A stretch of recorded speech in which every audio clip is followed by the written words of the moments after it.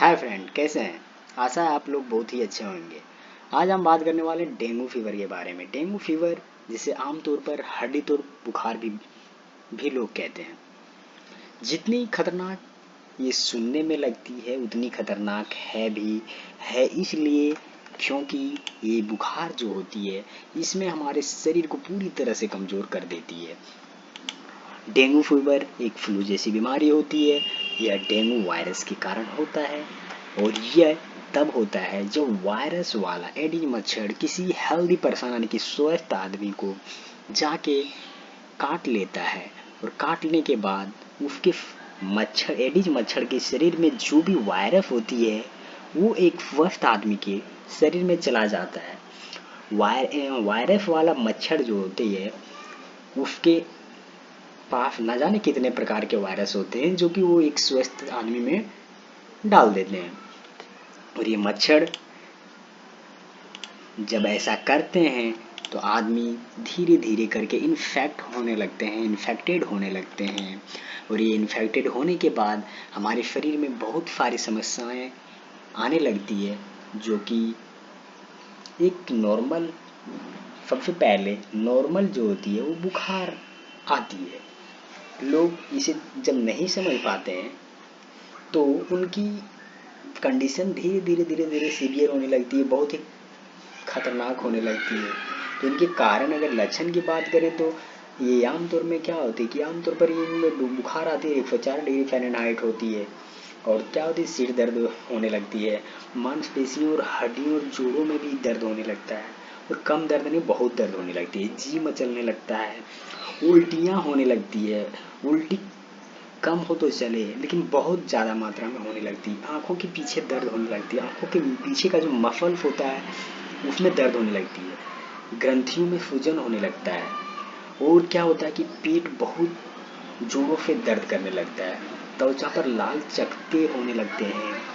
और ये एक्चुअली में क्या होता है कि 3 प्रकार के बुखार होते हैं जिनसे व्यक्ति को खतरा होता है, जो इस प्रकार से होता है जैसे कि हल्का डेंगू बुखार आना, जैसे कि डेंगू रक्तस्रावी बुखार होना और डेंगू शॉक सिंड्रोम होना। ये 3 प्रकार के बुखार हैं। तो इसमें क्या होता है कि हल्का डेंगू बुखार होता है तो इसका लक्षण तब होता है जब मच्छर काट लेते हैं यानी कि दंश कर लेते हैं। तो 1 सप्ताह के बाद क्या होता है कि देखने को मिलते हैं। इसमें गंभीर और घातक जटिलताएं भी शामिल हो सकती है और होती भी है। डेंगू रक्तस्रावी बुखार उनको बोलते हैं जिसके लक्षण हल्के होते हैं लेकिन धीरे धीरे कुछ दिनों में गंभीर गंभीर हो जाते हैं। डेंगू शॉक सिंड्रोम की बात करें तो यह डेंगू का एक गंभीर रूप है और यहाँ तक कि इसमें लोगों की मौत भी हो जाती है। बहुत ही खतरनाक बीमारी है डेंगू, एक बहुत ही खतरनाक बीमारी है। अगर डेंगू का सही टाइम पर इलाज नहीं किया जाए तो डेंगू से काफ़ी लोग मरते हैं। वो एक रेशियो के अनुसार देखा गया है कि 5 लाख लोग हर साल जो इससे इन्फेक्ट हो जाते हैं जिसके कारण लोगों को अस्पताल में भर्ती होना पड़ता है। ये WHO के अनुसार है और ये पूरी तरह से रिसर्च किया गया है। 13 अक्टूबर 2019 तक डेंगू के बुखार से 67,000 मामले सामने आ चुके हैं पहले। और यदि इसकी बात करें तो इसमें तुरंत अगर आपको ऐसी समस्या लगे कि बुखार आ रही है, दर्द हो रही है, पीछे दर्द हो रही है, पीठ पूरी तरह से दर्द कर रही है और हम जॉइंट में पेन हो रहा है यानी कि हड्डियों में दर्द होने लगती है, तो आप तुरंत ही अपने ब्लड की जांच करवाएं। और इसमें सबसे पहले क्या होने लगता है कि इसमें प्लेटलेट्स कम होने लगता है, नाक मसूड़ों में सूजन के कारण खून बहने लगता है, ज़्यादा तेज पेट दर्द होने लगता है। तो ये तो नॉर्मल चीज़ होगी, इनका लक्षण है। तो ये चीज़ आप जान चुके हैं। अगर इनका इलाज सही टाइम पर नहीं हुआ तो दोबारा कह रहे हैं कि आदमी बहुत ही गंभीर स्थिति में जा सकती है। प्लेटलेट बहुत ही जल्दी घटने लगती है। प्लेटलेट्स घटने का मेन कारण है कि हमारे जहाँ से प्लेटलेट्स बनती है बोन मैरो उसी को जाके ब्लॉक कर देती है। जब उनको ब्लॉक कर देती है तो हमारे शरीर में ब्लड बनना बंद होने लगता है जिसके कारण हमारे शरीर से प्लेटलेट्स धीरे करके डिक्रीज होने लगती है।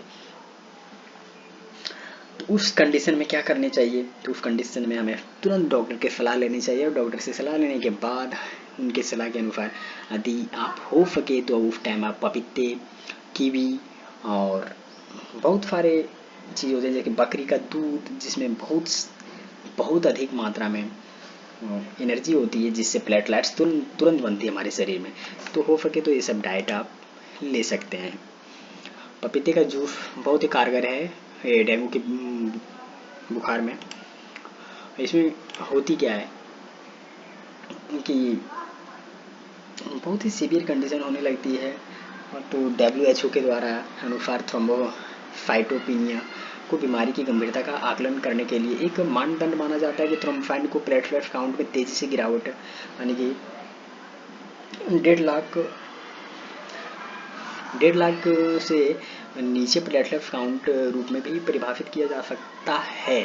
प्लेटलेट काउंट में कमी प्रतिरक्षा प्रणाली को प्रभावित कर सकती है। ऐसा इसलिए होता है क्योंकि डेंगू बुखार में प्लेटलेट्स की संख्या कम हो जाती है, क्योंकि यदि ये अस्थि मज्जा यानी कि जो बोन मेरो जिसको बोलते हैं, जहाँ से हमारे प्लेटलेट्स बनते हैं, उनको ही दबा देता है यानी कि ब्लॉक कर देता है, तो हमारे प्लेटलेट्स बन नहीं पाते हैं, जिससे क्या होता है डेंगू बुखार में प्लेटलेट्स काउंट कम होने लगता है, क्योंकि रक्त कोशिकाएं वायरस से प्रभावित होती है जो प्लेटलेट क्षति का कारण बनती है। इस चरण के दौरान बनने वाली एंटीबॉडी डेंगू बुखार के दौरान बड़ी संख्या में प्लेटलेट्स को नष्ट कर देती है। बीमारियों की संख्या आमतौर पर बीमारी के चौथे दिन काफ़ी कम हो जाता है। डेंगू फॉग के बिना वयस्कों में प्लेटलेट्स काउंट बीमारी के तीसरे दिन से 7वें दिन तक थोड़ा कम हो जाता है, और दिन 8 या 9 दिन तक सामान्य हो जाता है। छोटे बच्चों में प्लेटलेट्स काउंट और रक्तस्राव की अभिव्यक्तियों या प्लेटलेट्स काउंट और रोगों की गंभीरता बनी रहती है।